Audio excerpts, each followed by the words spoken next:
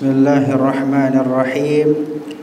Assalamualaikum warahmatullahi wabarakatuh. Alhamdulillahi rabbil alamin. Wal 'aqibatu lil muttaqin wala 'udwana illa 'alal zalimin. Asyhadu an la ilaha illallah wahdahu la syarika lah. Wa asyhadu anna Muhammadan abduhu wa rasuluh. Allahumma salli wa sallim wa barik ala nabiyyina wa habibina Muhammad sallallahu alaihi wasallam wa ala alihi wa ashabihi ajma'in, amma ba'd. Qala Allah ta'ala fil Qur'anil Karim, a'udzu billahi minasy syaithanir rajim. Inna as-salata tanha 'anil fahsya'i wal munkar.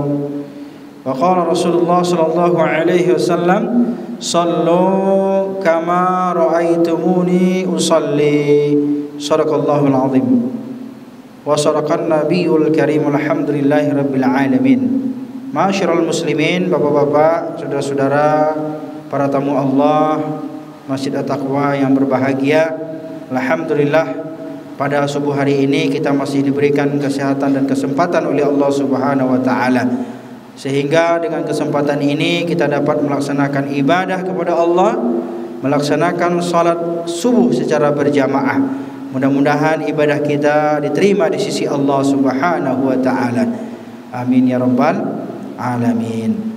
Wassalawat kita buat junjungan kita Nabi Allah wa Rasulullah Muhammad sallallahu alaihi wasallam. Allahumma salli wa sallim wa barik ala Muhammad wa ala ali Muhammad. Ma'asyiral muslimin, bapak-bapak dan ibu-ibu, para jamaah yang berbahagia, al-mukarram wal muhtaram, Bapak Dr. Ayuhan selaku penasihat Masjid At-Taqwa, dan juga para bapak-bapak haji, ya, para jamaah, ya, ibu-ibu, bapak-bapak yang alhamdulillah pada subuh hari ini tetap istiqomah di dalam menjalankan perintah Allah. Kita melaksanakan ibadah salat subuh berjamaah, dan insyaallah pada kesempatan kali ini kita lanjutkan kas kita, Pak.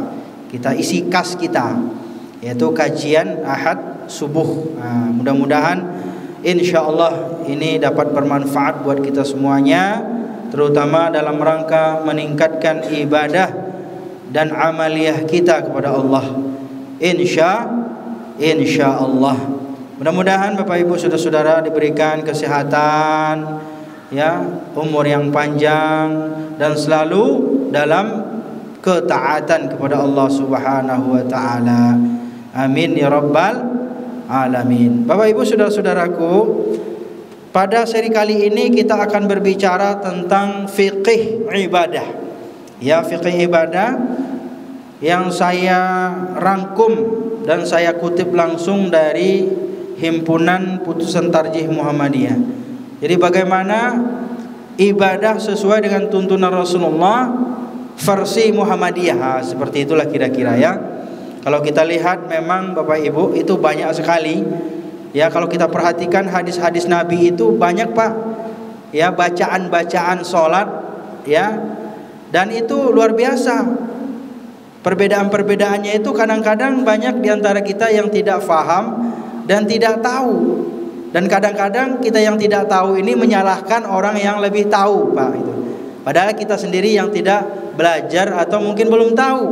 Nah, oleh karena itulah biar kita ini lebih plong, ya, semuanya kita ini bisa memahami antara bacaan-bacaan ibadah itu, ya, sesuai dengan tuntunan Rasulullah, sesuai dengan hadis-hadis yang sahih, ya, dari hadis Rasulullah SAW.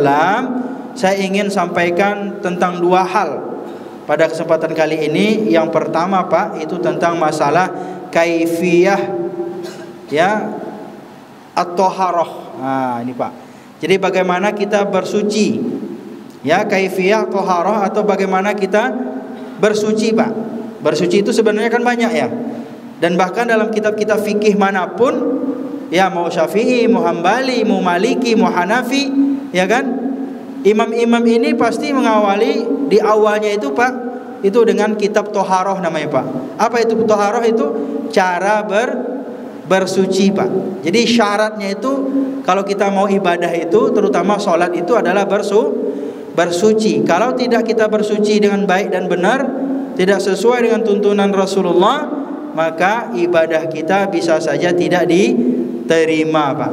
Jadi oleh karena itulah pentingnya bagi kita umat Islam untuk belajar dan belajar lagi memperbaiki ibadah kita dengan kita mengetahui bagaimana tata cara ibadah yang telah ditentukan oleh baginda Rasulullah yang diajarkan para sahabat-sahabatnya, para ulama-ulama dengan hadis-hadis yang sahih al-maqbulah, sahihah dan maqbulah, hadis yang sahih dan hadis yang diterima.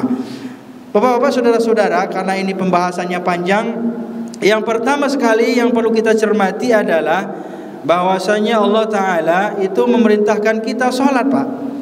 Ya, sholat. Makanya sholat itu Pak ada dalam Al-Quran perintahnya. Banyak ayat-ayat yang menjelaskan tentang wajibnya sholat. Salah satunya tadi yang saya baca, innas salata tanha 'anil fahsya'i wal munkar. Yang artinya sesungguhnya salat itu dapat mencegah perbuatan keji dan mungkar. Ini adalah salah satu hikmah dari ibadah salat kita juga Pak. Kalau misalnya ada orang yang salat Pak, rukuk sujud, rajin ke masjid, tapi kalau masih suka melakukan perbuatan keji dan mungkar, perbuatan dosa-dosa dan maksiat-maksiat, maka sejatinya kita itu belum mampu salat kita merubah dari sikap-sikap kita ini. Nah, inilah pentingnya kita berusaha terus, ya, berupaya terus dengan maksimal sampai betul-betul salat kita itu membekas dalam setiap perilaku kita Pak. Jadi perilaku sholat itu bukan hanya ketika kita dalam melaksanakan sholat itu sendiri, tetapi perilaku sholat itu diharapkan berdampak, ya, berefek kepada perilaku kita sehari-hari Pak. Apalagi misalnya kita di dunia kerja Pak, di kantor kah, ya kan, di lapangan kah, dimanapun kita, orang-orang yang beriman, mereka beribadah dan mereka sholat, ya, beribadah kepada Allah Subhanahu wa taala, mereka salat kepada Allah, akan berdampak dan akan berefek terhadap perilakunya sehari-hari. Maka oleh karena itu juga Rasulullah menyampaikan, "Shallu kama raaitumuni usolli." Salatlah kalian sebagaimana kamu melihat aku salat. Tentu yang melihatnya itu para sahabat Pak. Tapi para sahabat kami menyampaikan lagi ya kepada tabi'in gitu ya. Kemudian tabi'in, ya, sampai para ulama-ulama. Nah, sampai ke hadapan kita saat ini, semuanya itu tentu kita perhatikan. Ketika kita beribadah, maka yang pertama yang kita lihat apa? Mana dalilnya? Mana perintahnya? Nah, itulah pentingnya kita untuk memahami dan mempelajari bagaimana kita, ya, melaksanakan ibadah, ya, sesuai dengan tuntunan baginda Rasulullah sallallahu alaihi wasallam. Bapak-bapak, ibu-ibu, saya langsung saja ini jelaskan pertama kaifiyah wudu Pak. Karena salah satu hal yang terpenting ketika kita ingin melaksanakan salat itu apa Pak? Yang pertama wudu, berwudu. Nah, di samping juga ada sebelum itu namanya istinja Pak. Istinja, kalau misalnya bapak-bapak buang air besar, buang air kecil, itu ada namanya istinja Pak. Cara membersihkan, cara bersuci dari kotoran. Nah, ya kan? Kalau misalnya dia itu hadas kecil Pak, itu bisa berwudu Pak. Tapi kalau hadas besar, Bapak junub, ada hubungan suami istri tadi malam, Bapak nggak sah sholatnya sekarang kalau nggak mandi junub Pak. Ini harus ingat Pak. Jangan sampai misalnya kita lupa untuk mandi. Kalau lupa mungkin nggak apa-apa. Tapi kalau kita kelupaan, nah itu yang bahayanya. Udah tiba-tiba udah sholat, udah selesai sholat, ternyata saya belum mandi wajib ini gitu. Ini juga penting ini. Kita perhatikan bagaimana tata cara mandi wajib atau mandi janabah Pak. Nah, inilah pertama saya ingin langsung saja wudu.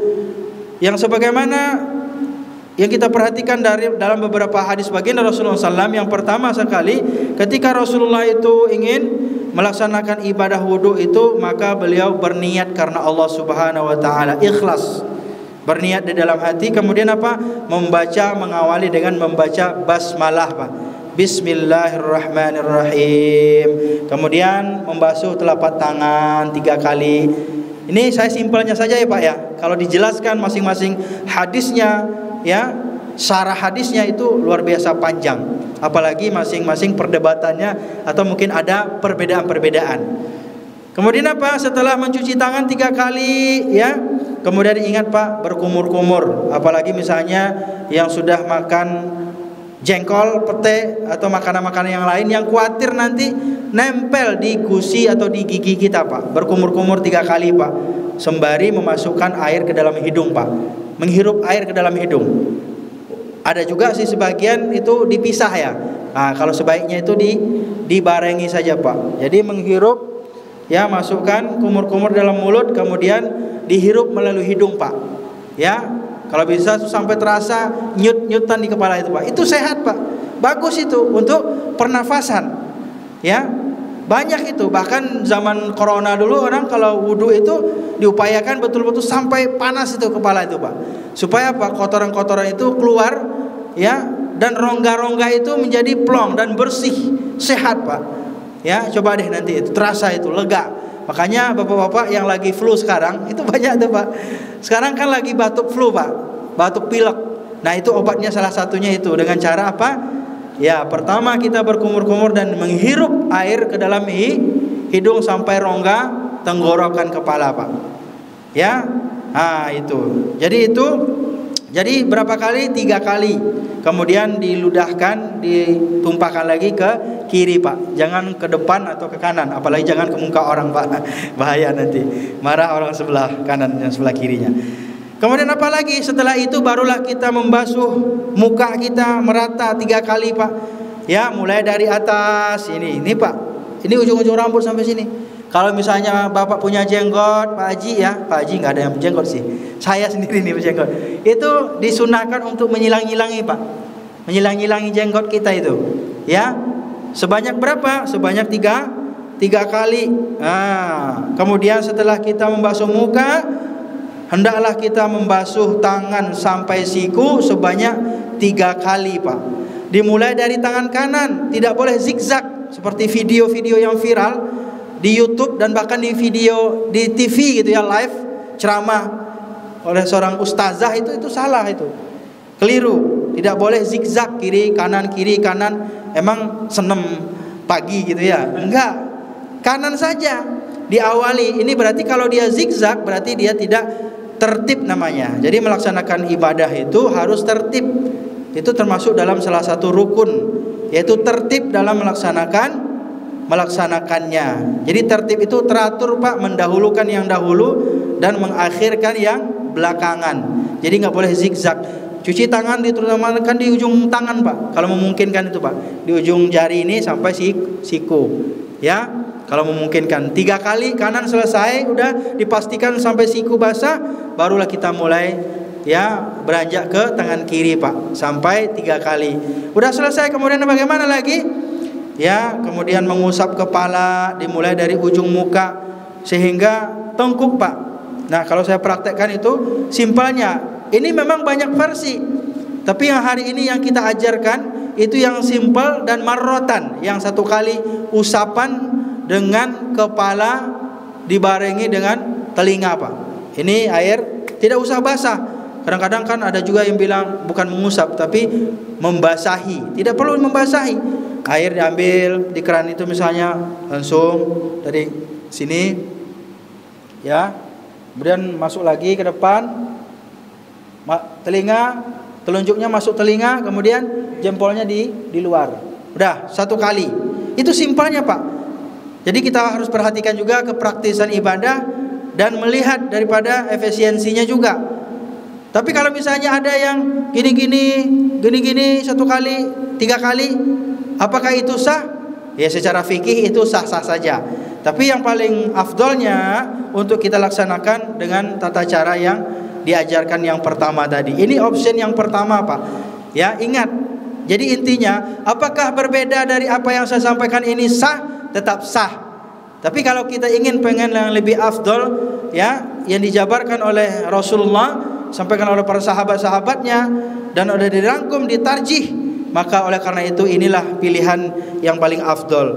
Tapi ya kalau misalnya ada keraguan-keraguan, ya itu berkembali lagi kepada diri kita masing-masing. 1 kali saja. Kemudian bagaimana membasuh kaki, Pak? Kaki siapa? Kaki kita sendiri. Jangan kaki teman kita yang dibasuh. Cuci kaki yang sebelah kanan 3 kali, mulai dari matahari kaki, mata kaki ya, bukan matahari. Matahari Pak ketinggian dengan nyampe. Matahari kaki, kemudian diakhiri di ujung jari.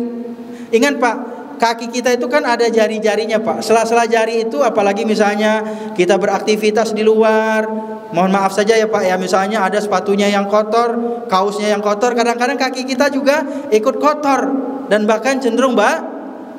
Ingat Pak, jadi harus bersih betul-betul dari matahari kaki kita sampai ujung jari, diselang-selingi Pak. Dari ini kalau kita dikhawatirkan ada kotoran itu bisa langsung bersih, diselang-selingi. Ya, setelah diselang-selingi yang sebelah kanan selesai 3 kali, lanjutkan baru kaki kiri. Jangan diselang-seling atau di zigzag, nggak boleh. Ya. Nah itu. Kemudian apalagi setelah kita membasuh kaki kita, maka ucapkanlah ya syahadat. Atau kalau pada umumnya itu baca doa setelah wudu.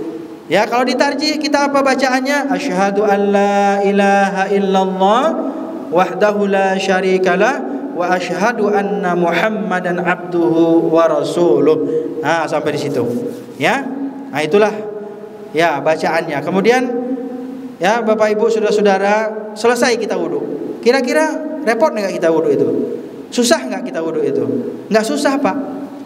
Ya, nggak repot kita wudu itu. Simple saja, sederhana saja, dan bahkan dengan air yang minim pun kita bisa menunaikan wudu ini.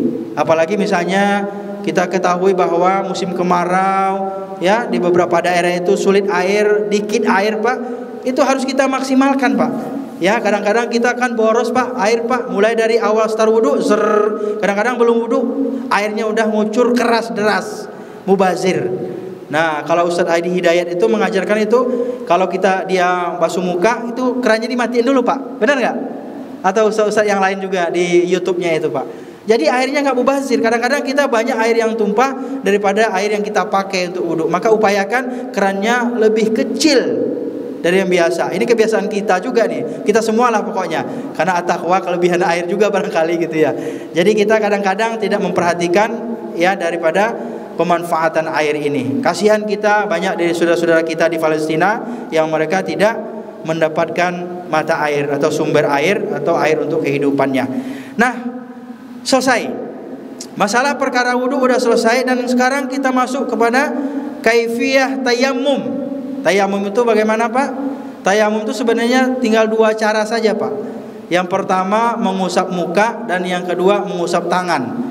Tentunya diawali dengan niat karena Allah Subhanahu wa taala, dan kemudian membaca basmalah, bismillahirrahmanirrahim. Ya, karena banyak juga di antara kaum muslimin ya yang mereka itu jarang tayamum dan tidak hafal doa katanya. Tidak hafal niat. Sebenarnya niat itu tidak perlu dihafal Pak. Allah itu lebih tahu, lebih faham tentang apa yang ada dalam hati kita. Makanya kadang-kadang banyak orang yang mau ibadah itu karena nggak hafal niat Pak, nggak hafal usolli lah, nggak hafal nawaitunya lah, akhirnya repot sendiri. Nah oleh karena itulah simpelnya sesuai dalam tarjih itu membaca niat itu cukup di dalam hati atau berniat ikhlas di dalam hati karena Allah Subhanahu wa taala. Jadi niat karena Allah. Kemudian apa? Ambillah debu yang suci Pak. Ya, ditekankan tangan di situ atau ditepuk. Setelah ditekankan, ambil debu Pak. Debu itu di mana aja bisa Pak. Bahkan di mimbar ini ada debu nih. Ya, coba tes. Ambil tisu putih, kemudian tempelkan ke dinding atau ke kaca atau ke tempat-tempat yang lain. Kelihatannya nggak ada debu Pak, tapi ada. Nggak mesti harus tanah atau wajib tanah, tidak. Ya, bahkan ada satu peristiwa itu zaman-zaman dulu itu ada orang pergi haji, pergi umrah, bapak-bapak yang benar-benar pikirannya itu kalau tayamum itu dengan tanah, akhirnya pergi umrah naik pesawat bawa tanah Pak. Jadi kalau mau sholat itu dia buka tanahnya, kemudian dia baru tayamum. Tidak perlu dan tidak wajib menghadirkan tanah. Tapi kalau ada tanah silakan ditepuk, kemudian sedikit ditiup. Habis itu apa? Langsung muka Pak. Selesai, langsung tangan sekali aja, sampai pegangan tangan, nggak usah pakai sampai siku. Simpel kan? Udah selesai. Itu tayamum dalam kondisi tertentu, misalnya ada yang sakit, lagi diinfus, lagi di kateter dan lain sebagainya, yang tidak memungkinkan dia berwudu secara normal. Maka inilah pentingnya kita pelajari bagaimana tata cara bertayamum. Jadi sebenarnya bagi orang-orang yang sakit pun Pak boleh bertayamum. Jadi supaya dia melaksanakan sholat, ya dia bisa melaksanakan sholat. Jadi nggak perlu pakai ada wudhu namanya, nggak perlu ada namanya pergi ke kamar mandi, ya. Dan bahkan mungkin kalau misalnya dia diketeter dan ada memang alat yang dimasukkan, ya, ke alat vitalnya untuk mengeluarkan kotoran, maka dia tidak perlu juga mencopotnya Pak. Sakit itu Pak. Itu kata istri saya, karena dia operasi 3 kali itu. Jadi kalau kita misalnya repot, sakit, dan seperti yang saya ceritakan tadi, maka kita cukup bertayamum saja. Jadi ada itu Pak di pinggir rumah sakit itu, kita boleh saja Pak. Misalnya di kendaraan, boleh juga Pak. Misalnya ada yang mau pulang kampung, kayak saya ke Sumatera, naik bis misalnya, ya kan? Nah boleh bertayamum, cari saja dinding bis itu, ya, atau mungkin jok di belakangnya, tapi bukan kepala orang ya Pak ya, jok di belakangnya, atau mungkin kaca, ya, di kira-kira di mana yang tempat yang ada debu, dan debu itu pastikan debu yang suci, bukan debu yang ada di lantai yang khawatir diinjak-injak dan ada kotorannya. Faham ya Bapak Ibu yang berbahagia ya? Nah inilah kaifiyah wudu simpelnya, dan juga bagaimana cara kita, ya, cara kita untuk melaksanakan tayamum sebagai ganti daripada wudu ketika seseorang tidak bisa mendapatkan air, atau ada air tapi terbatas hanya untuk minum, ya, atau mungkin dalam keadaan sakit berbaring di rumah sakit lagi diinfus, ya kan, atau mungkin ada anggota wudunya yang diperban yang lagi sakit, ya kan, yang berdarah, yang luka, yang tidak memungkinkan, ya, anggota badannya itu dikenai oleh airnya, maka mereka dibolehkan untuk bertayamum Pak. Atau mungkin ada di sini yang sakit, ya kan, akibat ada misalnya luka dan lain sebagainya, tidak memungkinkan kita untuk mengenakan air ke tubuh kita, anggota wudhu kita itu, maka hendaklah bapak-bapak, ibu-ibu melaksanakan dengan tayamum. Jadi Islam itu simpel Pak, terutama bagi bapak-bapak. Nggak ada alasan, saya nggak bisa sholat karena nggak bisa wudhu, nggak ada alasan. Ada tayamum sebagai penggantinya, ya. Inilah Islam itu begitu indahnya mengajarkan kepada kita tentang bagaimana cara kita bersuci. Terakhir Bapak Ibu berbahagia, salah satu hal yang penting juga itu mengenai sholat, ya, sholat dan bacaan iftitah.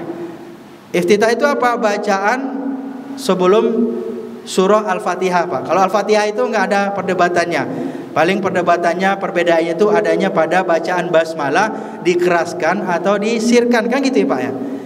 Ya, Allahu Akbar. Ada yang dikeraskan Bismillahirrahmanirrahim. Dalam buku tarjih yang terakhir, yang nomor 3, jilid 3 itu diutamakan, diafdolkan untuk dijaharkan. Boleh dijaharkan. Tapi yang sebelumnya, 2 kitab yang sebelumnya itu disirkan. Nah, kita di tarjih di Muhammadiyah dan terkhusus di masjid ini bervariasi Pak, ya kan? Dan bahkan saya sendiri pernah kan bapak-bapak dengar saya baca basmalah dengan kencang, ya kan? Benar ya? Pernah ya? Dan pernah juga sir, dan kebanyakan sir. Kenapa itu? Karena di dalam tarjih Muhammadiyah itu sebagaimana yang diterangkan itu dua-duanya afdol dilafazkan dan boleh diucapkan Pak. Jadi tidak salah, ya. Boleh dikeraskan dan boleh juga disirkan atau dilirihkan. Mau baca Bismillahirrahmanirrahim, monggo silahkan, ada di tarjih, ya, jilid 3. Kalau sir aja ada di tarjih jilid 1, 2 yang lama, walaupun 2-nya tidak terlalu ini ya, karena 2-nya itu masih tidak ada 3 kali gitu ya, revisi atau perubahan dalam himpunan tarjih itu. Nah kemudian apa? Iftitah itu pada dasarnya adalah sunnah Pak. Sunnah muakkadah untuk diucapkan. Nah, dalam tarjih Muhammadiyah diutamakan dan dianjurkan dalam membaca doa iftitah itu adalah Allahumma ba'id baini wa bainal khotoyaya kama ba'adta bainal masyriqi wal maghrib. Kemudian Allahumma naqqini minal khotoya kama yunaqqa thawbul abyadu minad danas. Ya, Allahumma ighsil khotoyaya bil ma'i wassalji. Nah, itu tuh. Itu yang pertama, pilihan yang pertama ya, sesuai dengan tarjih ya, dan berlandaskan tentunya kepada hadis Rasulullah sallallahu alaihi wasallam yang sahihah maqbulah. Atau boleh juga membaca wajjahtu wajhiya lilladzi fataras samawati wal arda hanifan musliman wa ma ana minal musyrikin sampai akhir ya. Inna salati wa nusuki wa mahyaya wa mamati lillahi rabbil alamin, dan seterusnya dan selanjutnya. Dan saya pernah baca Bapak Ibu yang berbahagia, itu iftitah itu ternyata ada banyak banget. Banyak Pak. Dan bahkan ada itu saya baca lebih kurang itu ada 10 jenis bentuk bacaan doa iftitah. Nah, sekarang pertanyaannya mana yang kita pilih? Saya yakin juga banyak di antara kaum muslimin pada umumnya ada yang baca Allahu akbar kabira walhamdulillahi katsira wa subhanallahi bukratan wa asila, ya kan? Nah, apakah itu salah selain yang direkomendasikan ini? Tentu tidak salah. Nah, tapi tentunya berdasarkan dari level-level hadis Rasulullah sallallahu alaihi wasallam, salah satu rekomendasi yang paling pertama dan utama, maka hendaklah kita membaca doa, Pak. Karena iftitah itu kan pembuka solat. Solat itu kan doa, Pak. Maka doa yang paling ampuh itu salah satunya adalah membaca Allahumma ba'id. Apa artinya itu? Ya Allah, jauhkanlah daripada saya, daripada aku apa? Yaitu dosa, Pak. Minal khotoya, kesalahan-kesalahan. Ya, al khotoya, kesalahan-kesalahanku. Ya, sebagaimana engkau menjauhkan antara timur dan barat. Nah, ini kan salah satu doa ini. Dan lain sebagainya dan seterusnya. Nanti kita bisa baca banyak sekali bacaan-bacaan sholat. Dan jangan kaget kalau misalnya bapak-bapak, apalagi kalau misalnya sampai keluar negeri ya, sampai pergi umrah, pergi haji, ada Pak Haji di sini, banyak tata cara orang dan banyak model orang, Pak ya, Pak Haji ya. Itu sholatnya macam-macam, takbirnya juga macam-macam. Ada yang ke atas, ada yang sini, ada yang sini, ada yang nggak pakai angkat tangan, Pak. Nah, itu ya kan, langsung aja Allahu Akbar, udah langsung gitu. Bahkan ada yang nggak pakai sedekap, lurus saja gitu. Nah, apakah kita salahin? Nah, inilah pertanyaannya. Barangkali kita perlu banyak-banyak belajar tentang perbedaan-perbedaan, termasuk hal-hal yang bukan substansi dalam masalah sholat. Kalau masalah ibadah sholat itu, kalau Al-Fatihahnya sama semua, Pak. Yang bacaan-bacanya itulah ada perbedaan-perbedaan. Termasuk juga ketika Bapak Ibu membaca doa ruku dan sujud. Nah, rekomendasi yang pertamanya adalah apa itu? Rabbana walakal hamdu. Ya. Apa? Ayo. Ada yang sudah hafal? Subhanakallahumma rabbana, ya, wa bihamdika Allahumma firli. Kalau rabbana walakal hamdu itu tidaknya ya. Kalau ruku sujudnya itu mayoritas ya, itu di dalam tarjih Muhammadiyah itu sama. Subhanakallahumma rabbana wa bihamdika Allahumma firli, atau subhana rabbiyal a'la, subhana rabbiyal a'la, subhana rabbiyal a'la tanpa wa bihamdih. Nah, inilah mungkin sekelumit ya, insyaallah kita lanjutkan pada episode khas berikutnya. Mudah-mudahan dari informasi dalam himpunan tarjih Muhammadiyah ini ya, ibadah-ibadah, salat-salat kita, tata cara berwudu kita, tayamum kita ini bisa kita laksanakan dengan sebaik-baiknya. Tentunya tak lain dan tak kurang semuanya ya, kita beribadah itu tujuannya adalah untuk kesempurnaan. Maka kesempurnaan ibadah itu tidak akan bisa kita raih tanpa kita mempelajarinya dengan betul-betul melihat daripada sumber-sumber yang sudah yang mu'tabar ya, atau yang populer, atau yang sahihah wa maqbulah. Nah, itulah barangkali kajian kita subuh hari ini. Mudah-mudahan bermanfaat buat kita semuanya, terutama buat saya pribadi. Kita akhiri dengan membaca hamdalah. Alhamdulillahirabbil alamin. Nasrun minallahi wa fathun qarib basyiril mu'minin. Wassalamualaikum warahmatullahi wabarakatuh.